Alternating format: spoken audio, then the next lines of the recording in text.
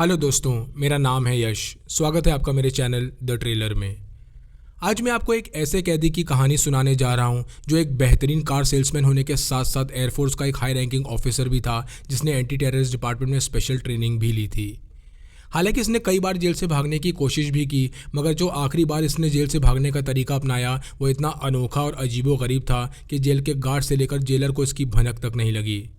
ना तो इस कैदी ने कोई सुरंग खोदी और ना ही किसी गार्ड को मारा, और चुपचाप इस जेल से भागने के बाद अपना भेष भी बदल लिया, जिसकी वजह से पुलिस उसे ढूंढती रही और उनके हाथ नहीं लगा। तो आखिर कौन था ये कैदी, और वो ऐसी कौन सी वजह थी जिसने उसे एयरफोर्स का हाई रैंकिंग ऑफिसर होने के बावजूद भी जेल से भागने पर मजबूर कर दिया, और क्या वो इस जेल ब्रेक के बाद कभी पुलिस के हाथ लगा, ये जानकर आप हैरत में पड़ जाएंगे। इस जेल ब्रेक के मास्टरमाइंड का नाम है रिचर्ड ली मैकनेर, जिसका जन्म 19 दिसंबर 1958 में साउथ वेस्ट के ओक्लाहोमा में हुआ। रिचर्ड के बाप का नाम जेम्स और माँ का नाम विली था, और रिचर्ड अपने सभी 4 भाइयों में सबसे बड़ा था। चूंकि रिचर्ड के फादर पुलिस में थे और इसलिए उन्हें अपनी फैमिली लेकर अक्सर एक शहर से दूसरे शहर शिफ्ट होना पड़ता था, मगर वो अपने परमानेंट ट्रांसफ़र की बात करके डनकन के स्टीवन काउंटी में शिफ्ट हो गए थे। रिचर्ड के माँ बाप ने अपने सभी बच्चों को अच्छी एजुकेशन दी थी और साथ ही साथ उन्हें बहुत मेहनती भी बनाया था, और यही वो वजह थी कि अपनी पढ़ाई पूरी करने के बाद रिचर्ड ने कई अलग अलग काम किए, जिसमें उसने कंस्ट्रक्शन से लेकर रेडियो अनाउंसर तक का काम किया। कई अलग अलग काम करने की वजह से रिचर्ड में एक स्किल डेवलप हो गई थी, और वो ये थी कि वो किसी भी काम को बहुत जल्दी और बहुत आसानी से सीख लेता था। और कुछ वक्त काम करने के बाद रिचर्ड को ये एहसास होने लगता है कि इन कामों में पैसे बहुत कम हैं, और इसीलिए वो कार्स बेचने का काम शुरू करता है। 19 साल का होते होते रिचर्ड एडमोंड चला जाता है और क्रिमिनल जस्टिस की पढ़ाई करने के लिए सेंट्रल स्टेट यूनिवर्सिटी में एडमिशन ले लेता है, मगर बहुत जल्द उसे ये समझ आने लगता है कि वो ये पढ़ाई नहीं कर पाएगा, और महज 6 महीनों के अंदर वो पढ़ाई छोड़कर दोबारा कार्स बेचने लगता है। 21 साल की उम्र में रिचर्ड के माँ बाप उसकी शादी डोरोथी नाम की एक लड़की से करा देते हैं, मगर ये शादी भी महज 1.5 साल ही चल पाई, क्योंकि रिचर्ड की बीवी को बच्चे चाहिए थे और रिचर्ड इसके सख्त खिलाफ था। ये शादी टूटने के बाद रिचर्ड के अंदर कुछ बदल सा गया, जिसकी वजह से उसकी दिलचस्पी क्रिमिनल एक्टिविटीज़ और हथियारों में बढ़ने लगी, और यही वो वजह थी कि वो अपने साथ एक गन भी रखने लगा था। एक बार तो उसे एक कार चुराकर उसे आग लगाने के जुर्म में जेल भी जाना पड़ा था, और यहीं से वो फैसला करता है कि वो जुर्म के रास्ते को छोड़कर एयरफोर्स ज्वाइन करेगा, जहां उसे मिलिट्री पुलिस और एंटी टेररिस्ट की ट्रेनिंग दी जाती है। और यही ट्रेनिंग आगे चलकर उसके बहुत काम आई, जब उसने दोबारा जुर्म की दुनिया में कदम रखा और जेल से भागा। ट्रेनिंग के बाद रिचर्ड को डकोटा के शहर मिनोट में पोस्टिंग दी जाती है, जहां रिचर्ड अपनी ड्यूटी को बखूबी अंजाम दे रहा था, मगर साथ ही साथ उसे एक बुरी आदत भी लग गई थी। रिचर्ड को शराब पीने की आदत लग गई थी, और जब उसे ये समझ आने लगा कि शराब की वजह से उसका पेट और उसकी सेहत खराब हो रही है, तब वो शराब पीना भी बंद कर देता है। खुद में किए गए इस बदलाव की वजह से रिचर्ड अपने अंडरकवर ऑपरेशंस को बखूबी अंजाम दे रहा था, जिसकी वजह से उसे कई मेडल्स मिले और उसकी रैंक भी बढ़ती चली गई। मगर ये सब कुछ महज एक अच्छे सपने की तरह ही था, क्योंकि ये सब कुछ बहुत जल्द ख़त्म होने वाला था, और इसकी सबसे बड़ी वजह थी खुद रिचर्ड। सन 1987 में एक पार्टी के दौरान रिचर्ड की किसी से लड़ाई हो जाती है, जिसमें उसका उल्टा हाथ बहुत बुरी तरह घायल हो जाता है, और यहीं से शुरू होता है रिचर्ड के मिलिट्री करियर का वो डाउनफॉल, जिसने उसे अमेरिका का एक मोस्ट वांटेड कैदी बनाकर रख दिया। क्योंकि रिचर्ड की लड़ाई बटालियन के दूसरे सोल्जर से हुई थी, इसलिए एयरफोर्स उन्हें कुछ वक्त के लिए सस्पेंड कर देती है और उन पर इंक्वायरी बिठा देती है। इस इंक्वायरी में इन्वेस्टिगेशन टीम को रिचर्ड के पास से कुछ चोरी का सामान मिलता है, जो उसने मिलिट्री कैंप से चुराया था, और यही वो वजह थी कि उसके मिलिट्री करियर पर एक दाग लग गया था, जिसकी वजह से उसके सारे मेडल्स वापस ले लिए गए और उसे एक हाई रैंकिंग ऑफिसर से एक क्लर्क की पोस्ट दे दी गई। इस बात ने रिचर्ड पर इतना बुरा असर किया कि अब वो अक्सर दुकानों पर छोटी मोटी चोरियां करने लगा, मगर वो ये चोरियां पैसों के लिए नहीं बल्कि महज मज़े के लिए कर रहा था, और यही वो वजह थी कि वो इन चोरियों में लूटे हुए सामान को बेचता नहीं था, बल्कि एक जगह छुपा देता था। हालांकि रिचर्ड ये सभी चोरियां मज़े के लिए करता था, मगर एक चोरी के दौरान उससे कुछ ऐसा हुआ जिसने उसकी ज़िंदगी को हमेशा हमेशा के लिए बदल कर रख दिया। 17 नवंबर 1987 की एक दोपहर रिचर्ड चोरी करने के लिए एक ऑफिस में घुसता है। ये office farmer union elevator company का ऑफिस था, जहां खेती बाड़ी में इस्तेमाल होने वाले बीज और केमिकल्स मिलते थे। इस ऑफिस में घुसने के बाद रिचर्ड सेफ खोल ही रहा था कि तभी उसे टॉयलेट जाने की ज़रूरत महसूस होने लगती है। टॉयलेट से वापस आने के बाद रिचर्ड को यह महसूस होने लगता है कि ऑफिस के बाहर एक छोटा ट्रक आकर रुका है, जिसमें 2 शख्स बैठे थे। पहले शख्स का नाम था जेरी थाइस, जिसकी उम्र 47 साल थी, और दूसरे शख्स का नाम था डिक किसमैन, जिसकी उम्र 31 साल थी। वो दोनों इस बात से बिल्कुल बेखबर थे कि उनके आसपास क्या चल रहा है और आगे क्या होने वाला है, और जब तक रिचर्ड दरवाजे के पास आकर अपना बैग उठाता, तब तक डिक ऑफिस के अंदर से ऊपर सीढ़ियों की तरफ जा चुका था। इसी दौरान डिक को यह अंदाज़ा हो गया था कि कुछ गड़बड़ तो है, क्योंकि सिक्योरिटी गेट जो बंद होना चाहिए था वो खुला हुआ था और उसी के पास एक बैग रखा हुआ था जो रिचर्ड का था। इसी कश्मकश में डिक जैसे ही ऑफिस का दरवाज़ा खोलकर लाइट्स ऑन करता है, रिचर्ड उस पर गोली चला देता है। हालांकि रिचर्ड का निशाना चूक गया था, मगर ये गोली डिक के कान को छूते हुए उसके बराबर में लगी कांच की खिड़की को तोड़ते हुए निकल गई थी। अचानक हुए हमले और कान को छूकर निकली गोली की वजह से डिक घबराकर वहीं ज़मीन पर गिर जाता है और दर्द की वजह से चिल्लाने लगता है, और तभी रिचर्ड बिल्कुल डिक के सामने आकर खड़ा हो जाता है और उस पर 4 गोलियां चला देता है। सबसे ज़्यादा हैरानी वाली बात यह थी कि यहाँ भी रिचर्ड का निशाना चूक जाता है और महज एक गोली डिक को लगती है, जिसकी वजह से उसके बदन से खून निकलने लगता है। गोली लगने के बाद डिक मरने का नाटक करने लगता है और वहीं रिचर्ड को भी ये लगने लगता है कि डिक मर चुका है, जिसके बाद वो डिक को वहीं छोड़कर चला जाता है, इस उम्मीद में कि बाहर खड़ा जेरी गोली की आवाज़ सुनकर डरकर भाग गया होगा। मगर उसका यह अंदाज़ा बिल्कुल गलत साबित होता है।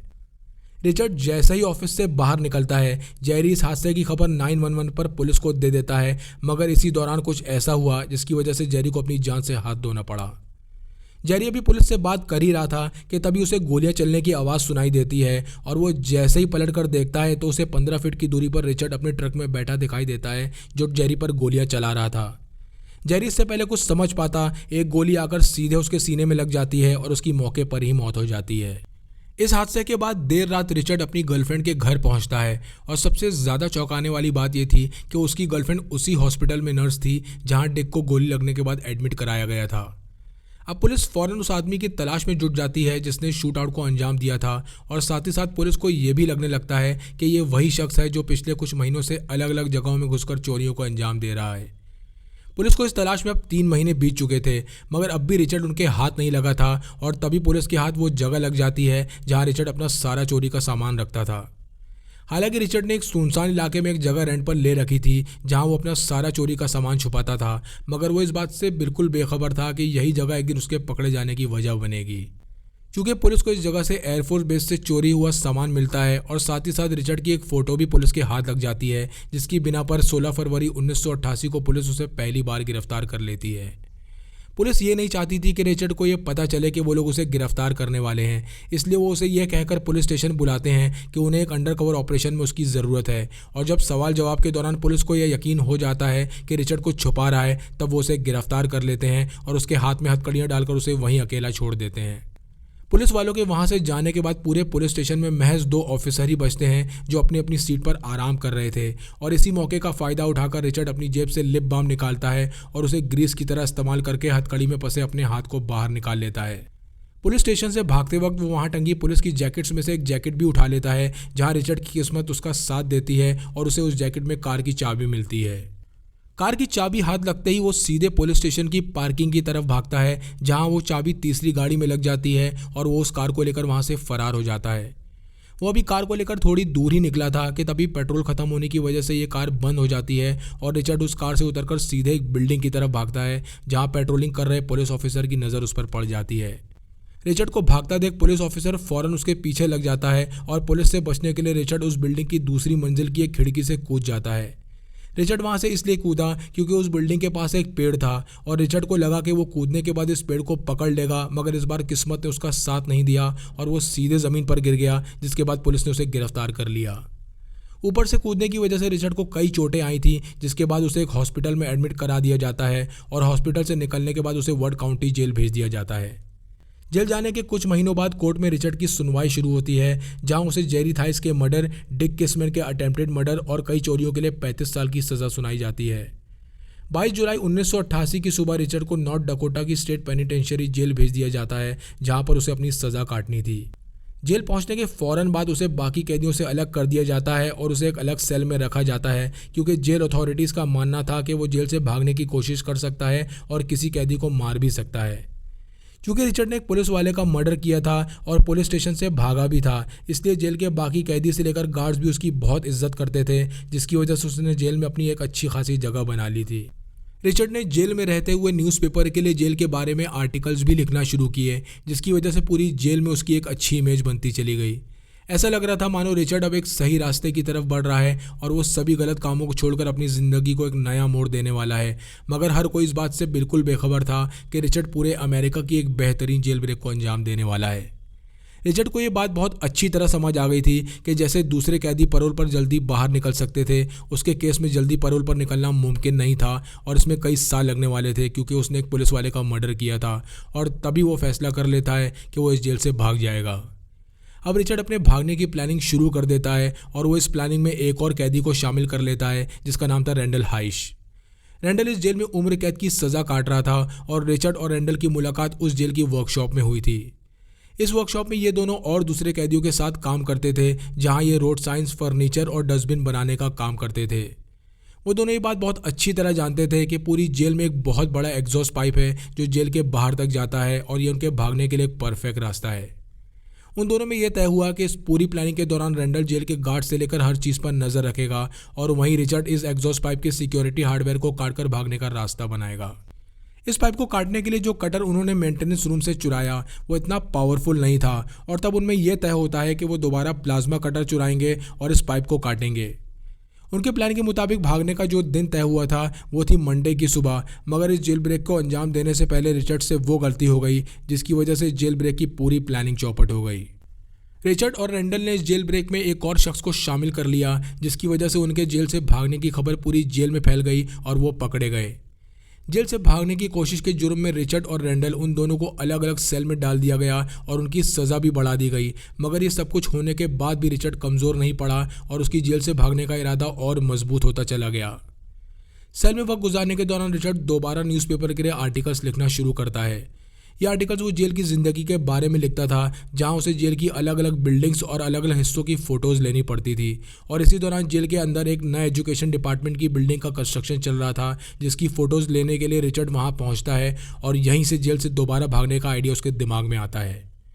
अब रिचर्ड बहुत बारीकी से इस बिल्डिंग का मुआयना करना शुरू करता है जहां उसे ये पता चलता है कि बिल्डिंग की छत और सीलिंग के बीच में एक बड़ा गैप है जिसका इस्तेमाल एसी प्लांट लगाने के लिए किया जाएगा और रिचर्ड को लगने लगता है कि अगर वो इस गैप में घुसकर उसके मुंह तक पहुंच जाए तो वो इस जेल से बाहर निकल सकता है।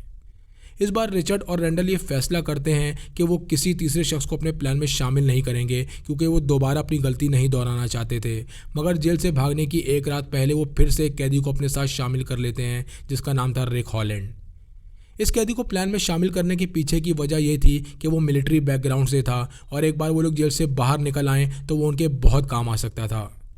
इस सारी प्लानिंग के दौरान रिचर्ड रैंडल को जो काम देता है वो ये था कि वो छत और सीलिंग के बीच में घुसने के लिए वो जगह ढूंढे जहां से वो तीनों इस गैप के अंदर घुस पाएं। महज 2 दिन के अंदर ही रैंडल को इस सीलिंग का मुंह मिल जाता है जिसे एसी डक्ट से बंद कर दिया गया था और वो लोग उसकी जाली हटाकर आसानी से उसके अंदर घुस सकते थे।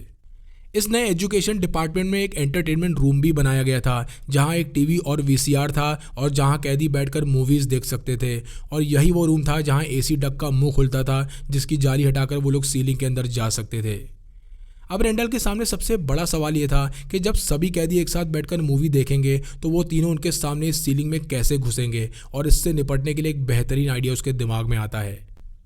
जेल से भागने की रात यानी 9 अक्टूबर 1992 को रिचर्ड, रैंडल और हॉलैंड उसी एंटरटेनमेंट रूम में जाते हैं और वीसीआर में वो मूवी लगाते हैं जिसे सभी कैदी पहले ही 2 बार देख चुके थे। इसका साफ मतलब था कि अब कोई भी कैदी तीसरी बार इस मूवी को देखने नहीं आएगा और हुआ भी बिल्कुल वैसा ही। 3-4 कैदी एंटरटेनमेंट रूम में आए भी, मगर जब उन्होंने रिचर्ड और उसके साथियों को ये मूवी देखते हुए देखा तो वो वहाँ से वापस चले गए। कुछ देर बाद रिचर्ड और उसके साथियों को जब ये यकीन हो गया कि अब कोई नहीं आएगा तब वो अंदर से एंटरटेनमेंट रूम का दरवाज़ा बंद करते हैं और डक की जाली को हटाकर एक एक करके उस सीलिंग के अंदर चले जाते हैं। उस सीलिंग से रेंगते हुए वो तीनों जेल के उस ग्राउंड में निकलते हैं जिसे किल जोन के नाम से जाना जाता था, जिसका साफ मतलब था कि अगर कोई भी कैदी बिना ऑथोराइजेशन के अगर इस हिस्से में पाया जाता है तो उसे मौके पर ही गोली मार दी जाएगी। वो तीनों उस ग्राउंड से होते हुए जेल की जालियों की तरफ बढ़ ही रहे थे कि तभी एक गार्ड उनकी तरफ आता है और उनसे पूछता है कि वो तीनों यहाँ क्या कर रहे हैं। पूछताछ के दौरान ही उस गार्ड ने बाकी गार्ड्स को भी इन्फॉर्म करके बुला लिया था और तभी अचानक रिचर्ड और उसके दोनों साथी दौड़कर जालियों की तरफ भागते हैं और जाली को फैलाकर कर वहाँ से भाग जाते हैं। जेल से भागने के बाद वो तीनों फैसला करते हैं कि अब वो अलग अलग भागेंगे ताकि गार्ड्स और पुलिस उन्हें पकड़ ना सके, मगर उनका ये अंदाज़ा बिल्कुल गलत साबित हुआ। उधर जेल के गार्ड्स भी उन तीनों का पीछा करते हुए उनके पीछे दौड़ते हैं और सबसे पहला कैदी जो गार्ड्स के हाथ लगा वो था हॉलैंड और वो इसलिए पकड़ा गया क्योंकि भागते हुए उसके पैर में चोट लग गई थी और वो ज़्यादा दूर तक नहीं भाग पाया। दूसरा कैदी जो गार्ड्स के हाथ लगा वो था रैंडल, जिसे गार्ड्स ने पुलिस की मदद से पकड़ लिया था। मगर इस जेल के मास्टरमाइंड रिचर्ड ने जेल से भागने के बाद एक कार चुरा ली थी और इस कार में बैठकर वो जेल से भागने में कामयाब हो गया था। रिचर्ड इस कार में बैठकर साउथ डकोटा की तरफ निकल गया, जिसके बाद वो लगातार अपनी जगह बदल रहा था और साथ ही साथ उसने अपना भेष भी बदल लिया था ताकि कोई उसे पहचान न सके। इसी दौरान उसे घोड़ों के अस्तबल में घोड़ों की देखभाल करने का काम मिल गया और वो कभी कभी डनकन में रह रहे अपने घर वालों से मिलने भी जाता था। अब रिचर्ड को जेल से भागे 9 महीने बीत चुके थे और उसे लगने लगता है कि पुलिस और जेल अथॉरिटीज़ ने उसे ढूंढना बंद कर दिया है और तभी वो फैसला करता है कि वो दोबारा चोरियों की शुरुआत करेगा। मगर उसकी यही गलती उसे बहुत भारी पड़ गई। 5 जुलाई 1993 की रात वो एक कार शोरूम में चोरी करने के लिए घुसता है, मगर वहां का अलार्म बजने की वजह से शोरूम के बाहर लोगों की भीड़ जमा हो जाती है और महज कुछ ही देर में पुलिस वहां पहुंचकर रिचर्ड को गिरफ्तार कर लेती है। गिरफ्तार करने पर पुलिस को यह पता चलता है कि रिचर्ड कोई और नहीं बल्कि जेल से भागा हुआ एक कैदी है, जिसके बाद उसे फिर से नॉर्थ डकोटा जेल भेज दिया गया और वहां से मिनेसोटा जेल भेज दिया जाता है। मिनेसोटा जेल के बारे में ये बात बहुत मशहूर थी कि इस जेल से कोई नहीं भाग सकता और इस बात का अंदाज़ा होता ही रिचर्ड फैसला करता है कि वो इस जेल से नहीं भागेगा बल्कि इस जेल में रहकर कुछ ऐसा करेगा जिसकी वजह से उसे दोबारा नॉर्थ डकोटा जेल भेज दिया जाए। रिचर्ड अभी ये सारी प्लानिंग कर ही रहा था कि इसी दौरान उसे कोलोराडो की फ्लोरेंस जेल भेज दिया जाता है, जहां से भागना किसी भी कैदी के लिए नामुमकिन था। रिचर्ड ये बात बहुत अच्छी तरह समझ चुका था कि अब वो इस जेल से कभी नहीं भाग पाएगा, मगर एक दिन काम करने के दौरान उसके दिमाग में वो आइडिया आता है जिसकी वजह से वो इस जेल से भी भाग गया जहाँ से भागना किसी भी कैदी के लिए नामुमकिन था। क्योंकि रिचर्ड का नाम ना कभी ड्रग से जुड़ा था और ना ही किसी क्रिमिनल गैंग से, और साथ ही साथ वो हाथ पैरों में भी काफ़ी अच्छा था और यही वो वजह थी कि उसे जेल के उस डिपार्टमेंट में काम दे दिया जाता है जहाँ यूएस मेल सर्विस के बड़े बड़े मेल बैग्स रिपेयर होते थे। ये मेल बैग्स इतने बड़े थे कि एक आदमी आसानी से उसके अंदर आ सकता था और ये देख रिचर्ड की आंखों में एक चमक आ जाती है और वो तीसरी बार जेल से भागने की प्लानिंग शुरू कर देता है। अब रिचर्ड इन मेल बैग्स को रिपेयर करने के साथ साथ एक नया मेल बैग बनाना शुरू करता है जिसमें वो आसानी से फिट हो सके। इस मेल बैग को उसने मेटल की सरियों पर खड़ा किया था, जिससे एक बड़े से प्लास्टिक से कवर करके उसमें एक जिप लगा दी थी। कई हफ्तों की मेहनत के बाद ये मेल बॉक्स पूरी तरह बनकर तैयार था और रिचर्ड आसानी से वो जिप खोलकर अंदर बाहर आ जा सकता था। अब रिचर्ड लगातार उस मौके की तलाश में था जिस रोज़ उसे इस जेल से भागने का मौका मिले और अप्रैल 2006 में वो मौका उसके हाथ लग जाता है। ये वो दिन था जिस दिन रिपेयर हुए मेल बॉक्स को जेल से बाहर भेजा जाना था और रिचर्ड अपने रूटीन के मुताबिक सुबह 7:20 पर वेयर हाउस पहुंचता है अपनी ड्यूटी करने के लिए। रिचर्ड गेट पर अपनी चेकिंग कराता है और यूनिफॉर्म बदलकर अपने रोज़मर्रा के कामों में लग जाता है। कुछ देर बाद वो फैक्ट्री के कोने में जाकर छुप जाता है और इन मेल बॉक्सेस के बाहर जाने का इंतज़ार करने लगता है, और जैसे ही इन मेल बॉक्सेस को ट्रांसपोर्ट वाली गाड़ियों में लोड करना शुरू किया जाता है वो चुपके से अपने बनाए हुए मेल बॉक्स के अंदर जाता है और उसकी जिप को अंदर से बंद कर लेता है। चूँकि इन मेल बॉक्सेस को ऊपर से डंडा मार के चेक भी किया जाता था, इसलिए इससे निपटने के लिए रिचर्ड इस मेल बॉक्स में बैठने के बाद अपने ऊपर बहुत सारी रुई डाल लेता है ताकि चेकिंग के दौरान उसे चोट न लगे और किसी को उस मेल बॉक्स पर कोई शक ना हो। ये सारे मेल बॉक्सेस ट्रक में लोड होने के बाद गेट पर पहुंचते हैं, जहां ऊपर ही ऊपर डंडा मार के इन सभी मेल बॉक्सेस को चेक किया जाता है और फिर इस ट्रक को यूएस मेल सर्विस के वेयरहाउस के लिए निकाल दिया जाता है। वेयरहाउस पहुंचने के बाद इन सभी मेल बॉक्सेस को फोकलिफ्ट ट्रक्स में लोड किया जाता है और वेयरहाउस के अंदर पहुंचा दिया जाता है और रिचर्ड अब जेल से निकलकर यूएस मेल सर्विस के वेयरहाउस तक पहुंच चुका था। अब रिचर्ड के सामने जो सबसे ज़रूरी काम था वो ये था कि वो वेयरहाउस में काम करने वालों की नज़रों से बचकर इस मेल बॉक्स से बाहर निकले और यहाँ से भाग जाए, और कुछ ही देर बाद रिचर्ड को वो मौका भी मिल जाता है। कुछ देर बाद उस वेयरहाउस में स्टाफ के लंच टाइम का सायरन बजने लगता है, जिससे रिचर्ड को ये पता चलता है कि स्टाफ का लंच टाइम हो चुका है और सभी लोग लंच करने चले जाते हैं, और यही वो मौका था जिसकी रिचर्ड को तलाश थी। स्टाफ के लंच पर जाते ही वेयरहाउस पूरी तरह खाली हो गया था और फ्रंट गेट पर महज एक गार्ड बैठा हुआ था, जबकि पीछे वाले गेट पर कोई नहीं था। और इसी मौके का फ़ायदा उठाकर रिचर्ड अपने मेल बॉक्स की चेन खोलता है और बाहर निकलकर वेयरहाउस के बाहर आ जाता है। हालांकि रिचर्ड इस बात से बिल्कुल बेखबर था कि ये वेयरहाउस कहाँ है, मगर अब वो खुली हवा में सांस ले रहा था और फ्लोरेंस जेल के इतिहास में वो पहला कैदी बन चुका था जो इस जेल को तोड़कर भागा था। हालांकि रिचर्ड इस जेल से निकल तो आया था, मगर चोर पुलिस का खेल शुरू होना भी बाकी था। जेल से भागने के बाद रिचर्ड एक कार चुराता है और लुजियाना के लिए निकल जाता है। कुछ घंटे कार चलाने के बाद रिचर्ड की कार को एक पुलिस वाला रोकता है जिसका नाम था कार्ल ब्रॉडलैंड। कार्ल रिचर्ड से उसका नाम पूछता है, जिसके जवाब में रिचर्ड उसे अपना नाम रॉबर्ट जोन्स बताता है। दूसरा सवाल रिचर्ड खुद पुलिस वाले से करते हुए उससे पूछता है कि क्या उसे इस वक्त यहाँ नहीं होना चाहिए था, जिसके जवाब में पुलिस वाला उससे कहता है कि ऐसी कोई बात नहीं है, और फिर रिचर्ड से उसका एड्रेस पूछने लगता है। इस सवाल के जवाब में रिचर्ड पुलिस वाले को बताता है कि वो यहाँ कुछ कंस्ट्रक्शन के काम के लिए आया है और वो पास के ही एक होटल में ठहरा हुआ है जिसका नाम टाइटस इन है। इस पूरी पूछताछ के दौरान रिचर्ड ने खुद को बहुत शांत रखा हुआ था और हर सवाल का बहुत आराम से जवाब दे रहा था, क्योंकि ज़रा सी भी हड़बड़ाहट से पुलिस को उस पर शक हो सकता था। और उधर कार्ल भी इस बात से बिल्कुल बेखबर था कि वो खूनी और एक जेल से भागे हुए कैदी से पूछताछ कर रहा है। कुछ देर चली पूछताछ के बाद जब पुलिस वाले को ये यकीन हो गया कि सब कुछ सही है, तब वो रिचर्ड को वहाँ से जाने देता है। यहाँ से निकलने के बाद रिचर्ड सीधे अमेरिकन कनाडा बॉर्डर क्रॉस करता है और ब्रिटिश कोलंबिया चला जाता है, मगर ब्रिटिश कोलंबिया में कार चलाने के दौरान पुलिस दोबारा उसकी कार को रोक लेती है।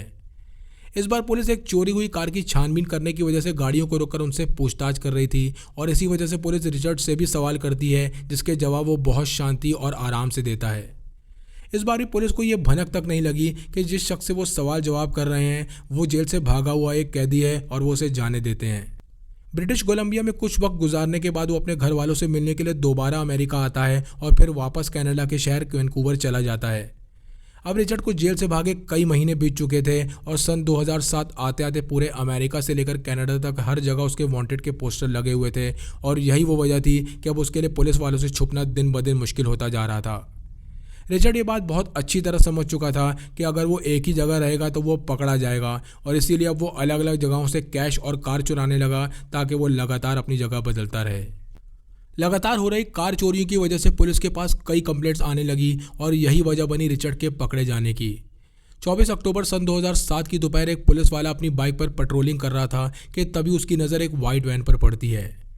इस वाइट वैन की नंबर प्लेट देखने के बाद वो अपने पास रखी वो लिस्ट निकालता है जिसमें चोरी हुई गाड़ियों के नंबर्स थे और इसी लिस्ट में से एक नंबर इस नंबर प्लेट से मैच हो जाता है। वो पुलिस वाला फ़ौरन वो वैन रोकता है और सबसे ज़्यादा हैरानी वाली बात ये थी कि उस वैन में कोई और नहीं बल्कि रिचर्ड ही बैठा था। पूछताछ के दौरान उस पुलिस वाले को दो बातें पता चलती हैं। पहली ये कि वैन चोरी की है और दूसरी ये कि रिचर्ड जेल से भागा हुआ वो कैदी है जिसके वांटेड पोस्टर हर जगह लगे हुए थे। यह पता चलते ही वो पुलिस वाला फ़ौरन रिचर्ड को गिरफ्तार कर अपनी हिरासत में ले लेता है, जिसके बाद उसे कनाडा की अटलांटिक जेल भेज दिया जाता है। कुछ दिन रिचर्ड को इस जेल में रखने के बाद उसे अमेरिका के हैंडओवर कर दिया जाता है, जहां इस बार उसे सुपरमैक्स जेल भेज दिया जाता है। सुपरमैक्स जेल के बारे में यह कहा जाता है कि यहाँ दुनिया के सबसे खतरनाक क्रिमिनल्स को रखा जाता है, जिनमें से एक एल चापो भी है। इस जेल का दर्जा एल काटरस के बराबर है, जहाँ किसी भी कैदी के लिए भागना लगभग नामुमकिन था। ये थी कहानी उस कैदी की जो एक नहीं बल्कि 3 बार जेल से भागा, जिसकी वजह से वो पूरे अमेरिका और कनाडा में एक मशहूर नाम बन गया, मगर आज भी अपनी बची हुई ज़िंदगी उसी जेल में 12/9 के सेल में काट रहा है। आपको ये कहानी कैसी लगी कमेंट सेक्शन में लिखकर ज़रूर बताएं। चैनल को लाइक और सब्सक्राइब करें। मिलते हैं नेक्स्ट वीडियो में।